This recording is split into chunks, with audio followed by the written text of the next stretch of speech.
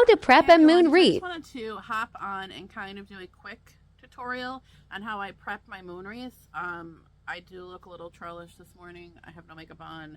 The air conditioner's on. It's not the best video, but I wanted to kind of just show you. And I'm not feeling that great, but I wanted to hop on because everybody keeps asking me. And it's literally just an 18-inch wire wreath. You can get it anywhere. I get mine at Dollar Tree. I will say though, Dollar Tree used to be better. They used to have 4 lines, which would make it a lot sturdier. Now they only have 3 in the 18-inch. Some people say they can still find the 4-row ones at Dollar Tree, but I order them in bulk because I use them so often, and my last batch showed up like this and I was kind of disappointed. So they aren't as sturdy as they used to be, so I do add extra tape and stuff to make it a little bit more sturdy. I am going to hopefully try to find the 4 rings again, but for now this is the one I have. So what I do is I look for the section where they kind of, see how it has this part where they kind of weld stuff together. Usually you got like 1 or 2. I always look for the outer welding, and that's the part I cut off because it's less sturdy. So you take a section here, and I just take my wire cutters and I turn it so that it's the closest in the outer part. So I'm going to cut here, here, and here. I'm just going to cut one section off. If I can do this while filming, we'll have a miracle here because I am a messy wreath maker. So you're just going to cut this section out and chuck that, and then you kind of have something like this. And then you're going to take electrical tape or duct tape. You want something thick. You do not, I mean, people have used like regular old sorry, I just got a notification. I got confused. People use regular masking tape or stuff like that. I don't, because it tends to not be as sturdy. So you're just going to kind of tape this together to a point, which moon. So if I can do this, you just tape this. Let's see if I can get this. I start on the outer part first, and you kind of want to make sure you don't tighten it too much, otherwise you start getting stuff like this. You kind of want to leave it loose and wrap it around, and then you're going to tape it all the way to the point. When you get to the point, let me show you, hold on. So when you get to the point, you kind of have a thing looking like this. You kind of want to just pinch it a little bit together, and then you kind of go over the tip and then wrap it again so your tip is not pointing out. And I mean, all this is going to be covered anyways with moss or whatever else you want to cover it with, and then that's how you get your point. Okay, so once you have your 2 ends taped, it kind of looks like this, and there's your moon. And then I just use cheap old, like I don't use the good mesh because you're not going to want to use your good expensive mesh on this portion of the wreath. So I just buy the Dollar Tree rolls, and usually a roll gets me 2 wreaths.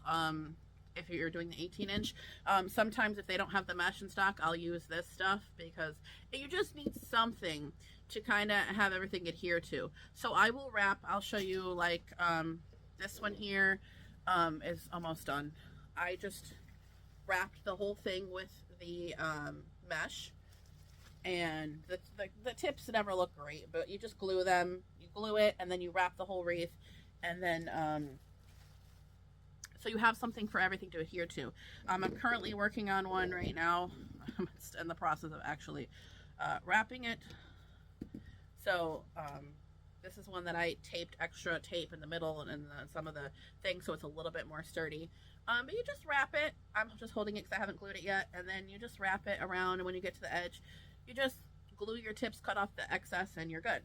So this is when you start adding your greeneries and your floral and everything like that. For this one here that I'm working on now, everything's done. I have to do the moss part.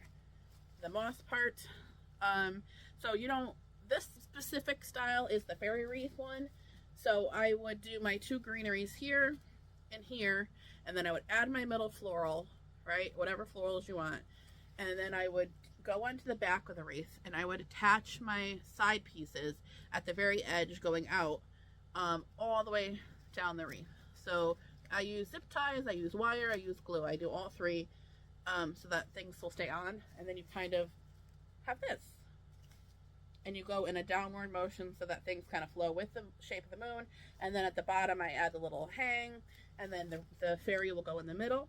I do her last. Some people like that I've shown how to do this like to do her first because she seems too hard, but I don't like having her in the middle because I like having her last so that she's not in my way while I work.